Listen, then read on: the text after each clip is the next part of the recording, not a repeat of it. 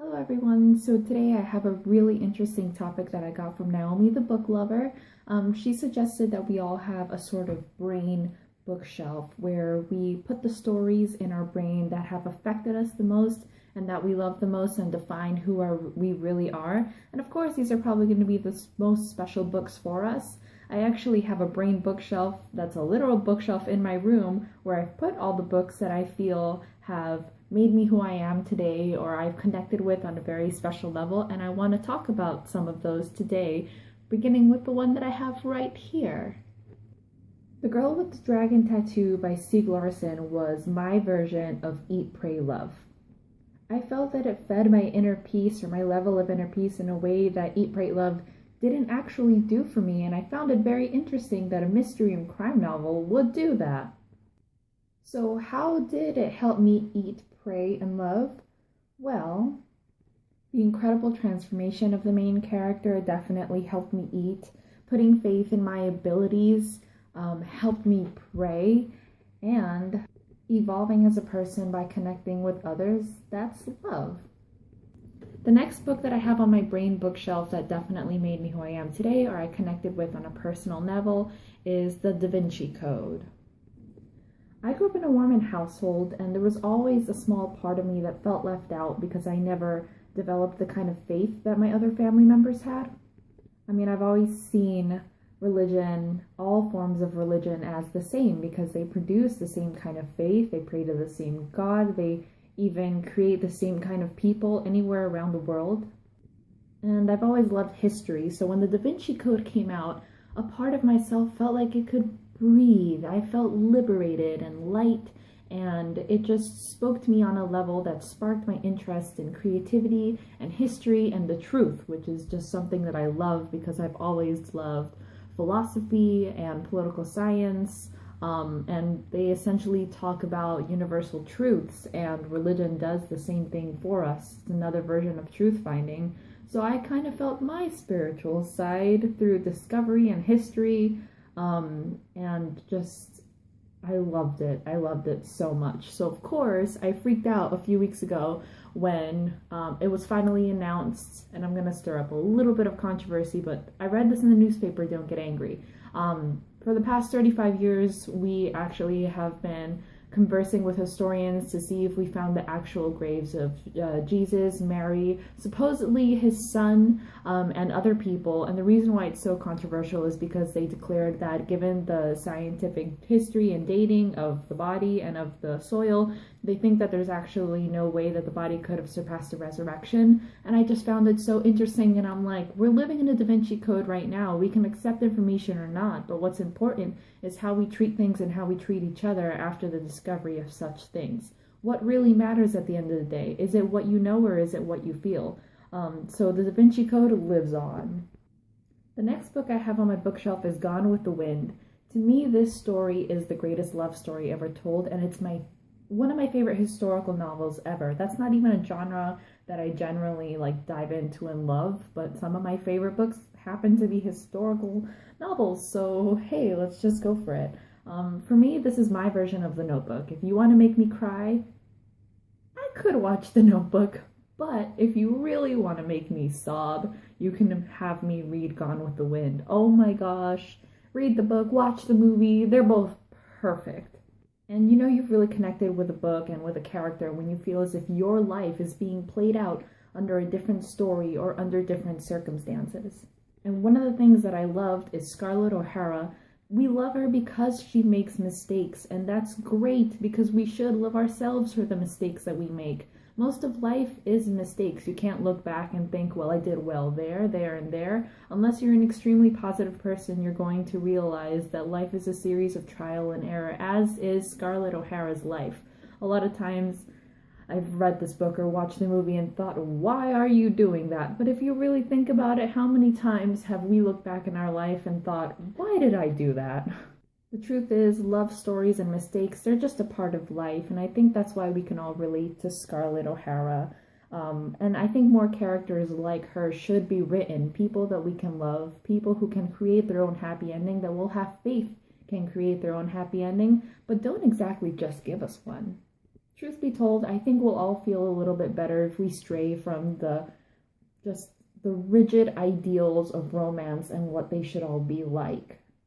What we should be doing is putting honesty and romance in its place. It's different for everybody, and we're not all going to have a Cinderella story. A lot of girls keep these Disney ideals, and I just think that it's not right. And I have a fun fact. Gone with the Wind's author Margaret Mitchell originally wanted to finish the story as fast as possible. So when the writers said that she should change Scarlet's name from Pansy to Scarlet, I know, right? Pansy sounds like burlap. Scarlet sounds like silk and happiness. She told the producers, the people helping her publish this book, that she wouldn't care if she was called Garbage O'Hara. Quote, I just want to finish the thing already. What would this story have been like if she would have been called Garbage O'Hara? I love fun facts. The next book that I love or series needs no special introduction. It's Harry Potter by J.K. Rowling. I love fantasy novels, but no other story has spiked my creativity or spiked my passion for fan fiction and fandom quite like Harry Potter. In a way, Harry, Ron, and Hermione reflected my own struggles growing up. Partly Harry's frustration with authority and social norms, dealing with attention, unwanted attention, Ron's feelings of inadequacy and struggles with poverty. I've definitely been there. Hermione's adjustments from a young girl to just this elegant activist and woman and strong character who could both feel and fight.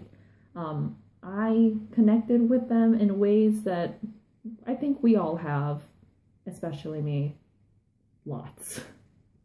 Next, I'm going with The Prince by Niccolo Machiavelli. In 11th grade, I took a political science course, and it was arguably, I got the best grades that I've ever got in high school, and it's not because I was super smart or anything, but it's because I was just fascinated by everything. I thought it was amazing how power and morality and the thoughts of it from the past could translate so well to current times, and I thought, this is universal and I need to learn this, all of it, and I just gobbled it all up, especially this book. This book just sparked an interest in pragmatism that I still love to this day, and if I have any message to leave, vote Hillary. The next book I had a connection with was Leo Tolstoy's War and Peace. I have a family member who's a practicing Freemason, and when the topic came up in the book, I loved that they talked about the spirituality behind the club, because for some reason Freemasonry gets a really strange rap, just like the Illuminati or anything like that. And it's definitely not like that at all. I mean, there's a lot of status involved, and there's a lot of money, unfortunately, and that definitely can exclude the average person, but it doesn't mean that, this is like a bunch of mafiosos. And if you don't like the way the world works in that way, where money is always involved, then I have one thing to say. Vote Hillary.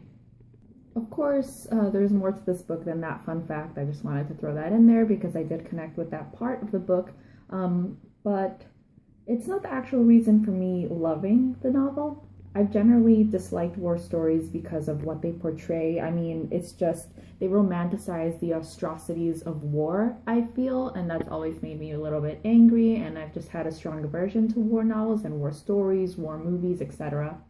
I mean, war creates such severe social, psychological, just financial damage that sometimes I feel it's not written about honestly. And I get upset wondering how long we're going to go on with the pretense that war helps fix things. But War and Peace is so epic in scale and so real and so honest and just beautiful in so many ways that I feel it deserves to be called one of the greatest novels of all time. It's an epic. I mean, this book just it touched my soul, and I felt tranquility and luminescence and love and gratitude for just being alive. And I felt as if I lived through this book. I didn't read it, I lived through it. And I know that may not sound exceptionally deep because I'm not giving you a lot of details, but to be quite honest, this book affected me in ways that I don't feel I fully understand, and I, to be extremely more honest, don't want to get into because I feel that it will lose its special place in my heart and my thoughts at the risk of overshare. So I'm going to leave that as is and go on to the last book. The last book I don't have right now, but it's actually The Hobbit. I just happen to love stories where the average person turns out to be your hero because, at the risk of sounding cheesy, I feel as if, we all have a heroic side in us that, once challenged, will come to light. If we don't challenge ourselves and if we don't give ourselves a few adventures, how will we touch that part of ourselves? How will we ignite it? How will we inspire it if we're not inspired or moved or just pressured? So I love The Hobbit because it's one of those stories and it's so exciting. It's such an amazing adventure. Best prequel ever. And yeah, those are my brain bookshelves. Thank you so much for listening. And what are some books I'd like to know that have made you who you are, or that have touched you in ways that you can't explain, like War and Peace? So go ahead and share them. I mean, they don't have to be the best novels. They can be children's novels, maybe something like The Phantom Tollbooth, or even Animorphs. That was pretty great, huh? Some honorable mentions out there. I guess my honorable mention would definitely be Animorphs. Yeah, that's cool. And if I want to go even before that, the Bernstein Bears. Teaching me how to clean up my room and watch less TV. What? Listen, those things are important. Don't you laugh now. Oh yeah, one more thing. Vote Hillary!